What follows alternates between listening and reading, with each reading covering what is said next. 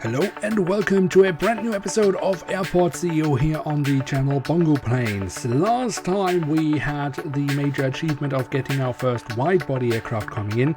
This time we will focus back on Terminal 2 and we will have a major challenge. As always, before we get too far into today's video, if you should end up enjoying this video, then don't forget to leave a like. That would be very much appreciated. And of course, if you are new around here, why not hit subscribe? That would be absolutely awesome. Alright, so we have actually constructed most of Terminal 2, but there are a few parts that are still left untouched. And we should finish that up because we have quite a few airlines at the moment at the airport. Last time we obviously signed quite a few, and well, in order to be able to offer those airlines flights here or slots here at the airport, we need to start operating more gates, and we have some unused gates at Terminal 2, so that's the easiest and quickest thing we can do. And also we would like to finish up Terminal 2 at least, mostly. So at the end of this weird T-shaped part, or basically a concourse of Terminal 2, we have a few gates that we haven't really worked on yet, and that's of course one big thing that we will do today. We will finish up this part entirely, but we also have another part of Terminal 2 which I kind of started constructing pretty much at the beginning of the season, but I was never really sure about what I wanted to do with that. But we will basically get sure about that, or I will be sure what I want to do with it, and that will be really awesome because it will also give us a big challenge where we will need to see if what we want to do actually can work in the game. But let's firstly focus on this part of Terminal 2.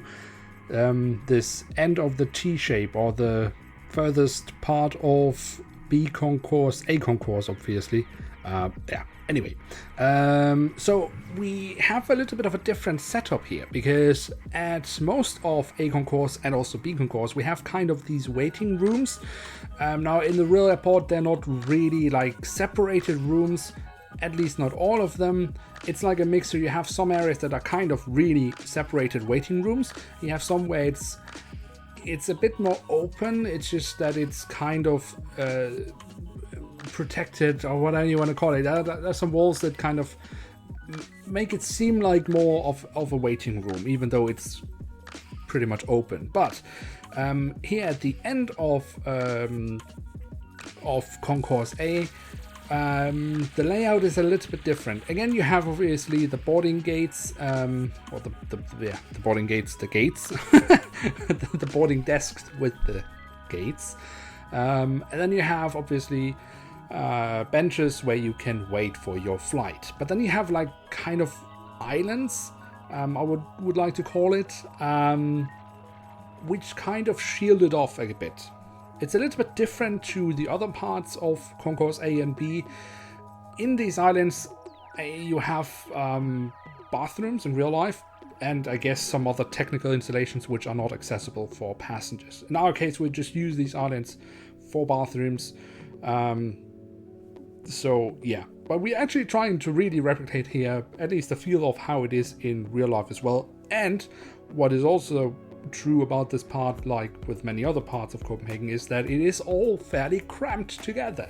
They're really not wasting any space, but they also really do not have much of it. So yeah, that's the main topic here as well. Also, of course, some of these areas that then are left a little bit unused, I will use as staff rooms. We will get 2 staff rooms into this section.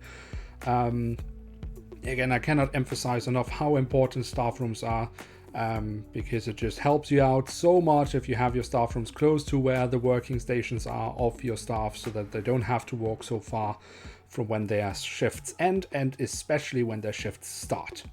But anyway, that's of course a topic that we have touched upon many times, so by now you know everything about staff rooms and why they are so important, so I don't need to repeat myself here like a broken record. And especially not because we are actually pretty much already done here. Just a few vending machines, just the last few pieces of floor here, And then the setup is pretty much done. Obviously, it's also making sure that we have some trash cans across the terminal. That's really, really important. Otherwise, your terminal will look like absolute shite, because passengers will just throw their garbage anywhere.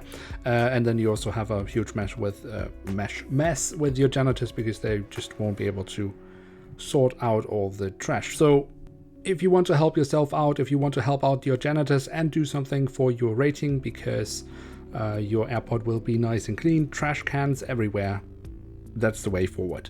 Anyway, we're done with this T-shape or concourse A of Terminal A.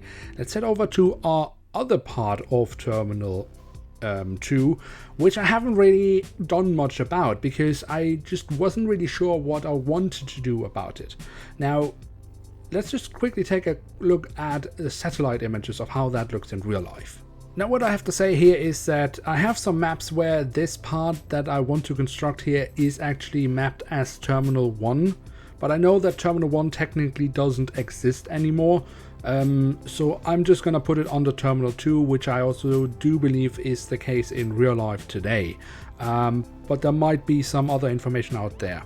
Anyway, so it's these 5 positions here that we have that we want to try to replicate. Then we have like these circular buildings here at each end of these 5 stands. Obviously we can't build circular, but we will try to do something similar and try to add something nice in there. This will then also connect over to what will become Terminal 1, which I want to build sometime in the future, but that's still quite a few episodes ahead of us. But it is an important building, because these are I guess probably the furthest stands we have at Terminal 2, and they will be a connection point for the future Terminal 1. Now, even though the setup of this part of Terminal 2 is actually fairly simple, there are a few challenges here, which made it incredible fun to build. And it gives us some options to use some stuff that we really haven't been able to use in any other parts of the terminal so far, because they don't have these things at the other parts of the airport. And so the first challenge here is, of course, the luggage system, because right now we don't really have anything set up for this part of the terminal. Now, this is Terminal 2. But if you have followed the series, you know that we basically don't have any more space for baggage reclaim areas in Terminal 2. Now, we could further extend our underground section, but I don't really want to do that, because that's not realistic. That's not how it is in real life. So what we want to do here is basically connect our luggage system here from Terminal 2 up with the luggage system over at Terminal 3, because our baggage reclaim areas will be over at Terminal 3. Now, what we already know is that the game doesn't mind that you, for example, have multiple terminals but only one security exit. So passengers coming in at Terminal 2 don't mind going out of Terminal 3. They're perfectly happy with that. They might have to walk quite a far distance, but they don't really mind that it is in a different terminal. But I've never tried it with the luggage. I've never tried to see how does it work with the luggage. Does it even work? Can we have a baggage bay in one terminal and send luggage over to a baggage reclaim area in a different terminal? I don't know, because I haven't tried it out yet, but we will have to try out here, because, as I say, we don't really have the space in Terminal 2 for more baggage reclaim areas. So that will be fun to see how that works. The other thing is, of course, this is a fairly elongated building, and it will be a connection point to Terminal 1, which we will build sometime in the future. That means there might be some passengers that walk through here, because obviously we still only have one security checkpoint, and that is over at Terminal 2-3, the connection building between these two terminals. So there might be quite a few passengers that are coming in at Terminal 2 or 3 that then are going over towards Terminal 1. That is, or will be, a very long walk. And for that, we can use walkolators. They are fairly rare at Copenhagen Airport, but there are a few areas where they actually do use these walkolators, and that is one of the areas where they do use them. Now, if I remember correctly, I have actually boarded an aircraft from this part of the terminal once, but it's not really something that has really made a huge impression on me, I have to be honest. So I haven't really memorized how this area looks in real life. The only thing I know is that you have these walkolators connecting over there.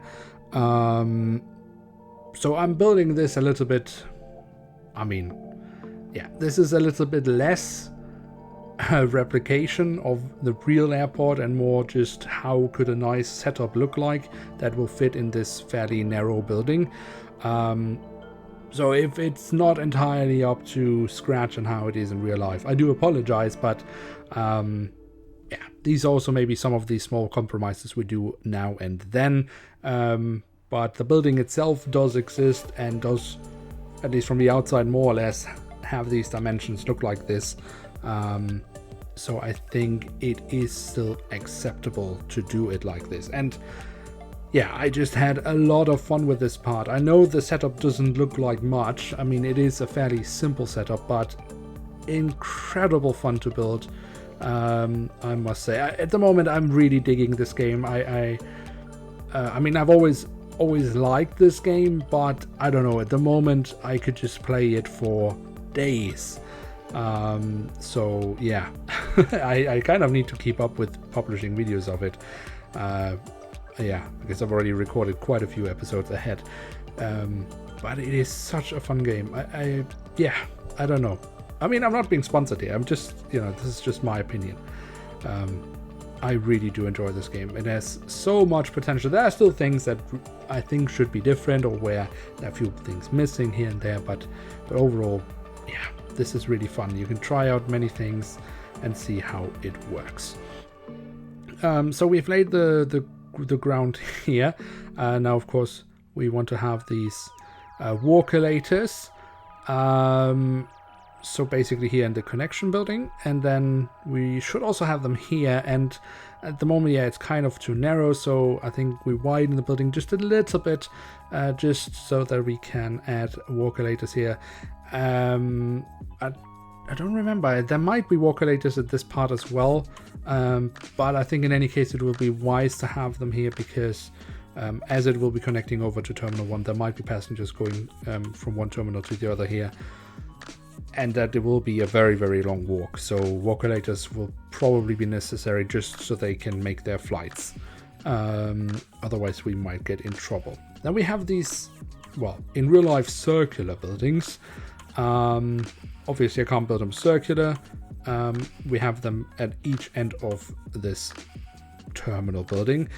In real life, I think, yeah, it's not really a lounge area, but you have like a hot dog stand and stuff like that. I'm not gonna put in a cafe here because the area is not really suited for that, but I was thinking maybe, yeah, to add like a little bit of a lounge area, or at least a seating arrangement that is a little bit different to what we otherwise have here in the terminal. And it could look nice.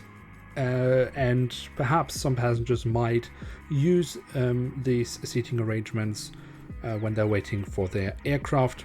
And yeah, I just think this could give a nice feeling to the building as well. Have a nice little look here, and just switch it over here to the other side as well.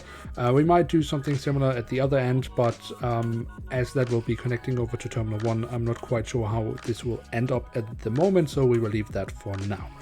But voila, we have, I guess, or I think, a pretty decent new terminal area here.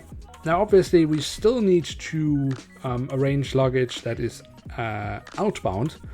For that, we need to have some check-in counters.